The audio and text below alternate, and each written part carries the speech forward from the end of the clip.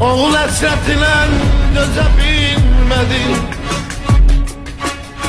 Yaman büküldü beli yanamın, beli yanamın. O geden yan bir gün yüzü gülmedi.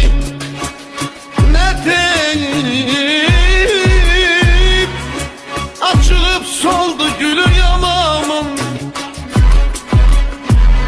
Coşkun çaylar kimi çağlayanmadı. Sinesi aşar dağlayanmadı. Ağlına dil deyip ağlayanmadı.